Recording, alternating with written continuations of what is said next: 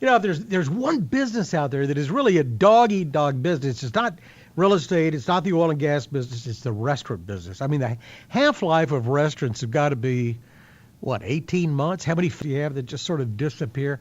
Well, how about Richard Chamberlain? He's had the Chamberlain Steak and Chop House for now just over 24 years, and all in the same location, and that's a whole lot of North Texans that have eaten over there. Richard Chamberlain joins us right now. It's good to have you with us. Thank you so much. Great to be on your Have show. you had a little work done? Because you don't show, 24 years in your business, that's like, in human years, that's got to be the equivalent of 50 or 60. Boy, you're right. I'll have to give my mother credit for that. She had good genes, and I guess I'm aging pretty well. No, but I'm serious. I mean, the tastes change, and sometimes somebody who's a great chef like you are doesn't have the operational skills, and the thing gets away, or the demographics, where your restaurant are change. How do you keep going after 24 years?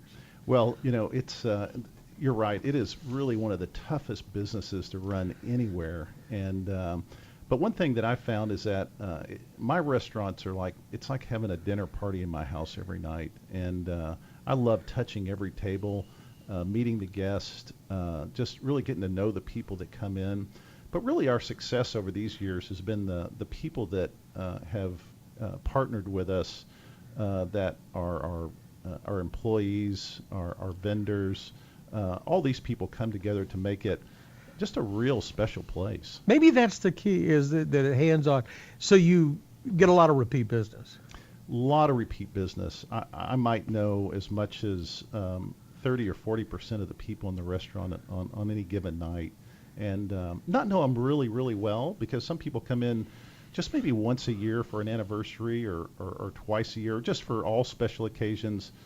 And then other people dine in our restaurant 4 or 5 times a week. It's really incredible, just how many people we know. But so many variables. I mean, I hear a lot of restaurateurs talking about, the high cost of labor now. It keeps on going up. And there are times when inflation hits you, whether there's a beef shortage or fuel goes up and the trucks are putting surcharges on deliveries. I mean, you got a lot of moving parts. We really do. It is. There are so many moving parts in the restaurant business, from the food aspect of it, making sure that the quality of your products, your beef, your seafood, your vegetables is always perfect.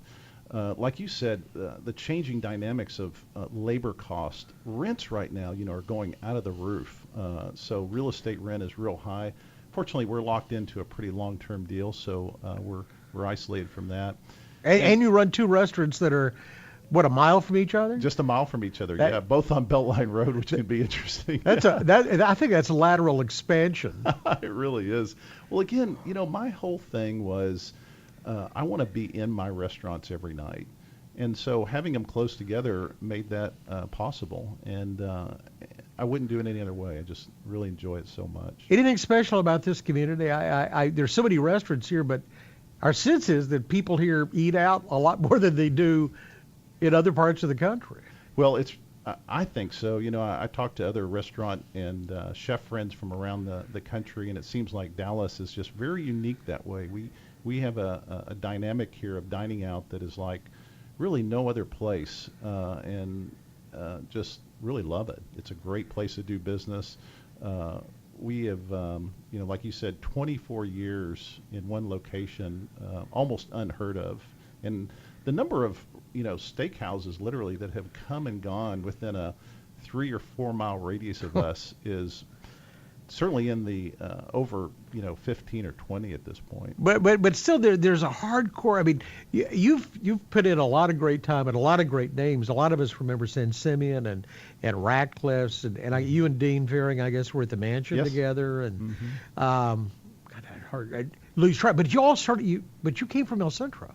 For That's the right. program at El Centro? That was my start, and what a great program! You still hire from them? I absolutely do. We, as a matter of fact, we interviewed a guy about an hour ago that went to El Centro, and so great school, great program. It's a very affordable place. I didn't have money to go to college when I graduated from high school, and El Centro really fills that need for people who have limited resources but would like to learn something that they're passionate about, and I certainly had a passion for it. That was the main thing. And evidently they get a good education if you're still hiring. Absolutely. And some of the original instructors are still there. I don't know if you know Gus Casigras, but It's a famous old name, you bet. yes, he had a couple of Greek restaurants back in the 70s, and were very popular back then. And he really was one of the founding. He's the one that taught me food costs. I mean, how important food costs was, and being a Greek, they really know their food cost. No, but I mean, that's one of the best things you could learn, I guess, is getting that variable down. Yeah, you have to learn all those basics. So what happens for the next 24 years? You can stay in the same location? Any more expansion? We're going to see you opening in Dubai or Believe it or not, we've had offers to open restaurants in Dubai and Taiwan and all kinds of places.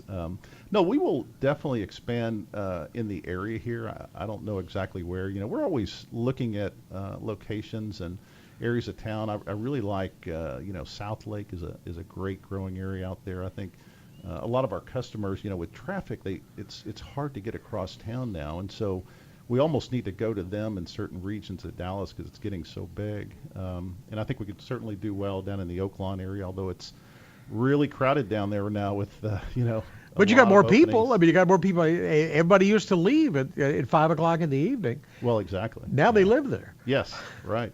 So, given, the whole thing, to make this business successful, everything has to work. Our margins are small, so everything has to work as it relates to rent and you got to have good parking for a restaurant.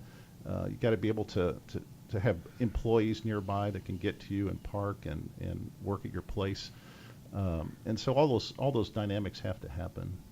Well, it's evidently working for you. Congratulations. Thank you. The Palm is closing after 33 years. Yes. But the Palm has that name recognition from coast to coast. Yep. You had to go, brand. you had to go dig up your own, so it makes it all the more remarkable. Well, we might need to go take over the Palm and maybe Chamberlain's down there. Maybe that's it. Richard Chamberlain, an institution of North Texas. Good to have you with us, and congratulations. Thank you. Thanks. I'm David Johnson, News Radio 1080 KRLD.